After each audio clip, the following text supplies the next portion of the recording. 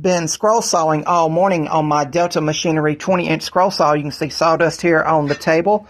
But I've just installed a number 5 Ultra Reverse scroll saw blade and got it tensioned. And what I'm about to do is file the back side of it with a basic file to remove any nicks or anything from the factory. When a scroll saw blade is manufactured, the back side, the smooth side of the blade, can have little nicks or burrs in it that are invisible to the human eye, and you would need a microscope to see them, but can still catch the wood when you are trying to make tighter turns on it. So again, what I'm going to do is just file the back side of it to smooth that out.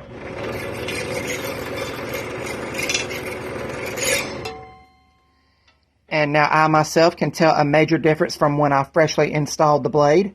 You can see there's some of the stuff's come off on my fingers, but that's okay. Now ready to begin scrolling. Hope this helps some scrollers that may not know about this tip. Take care, guys.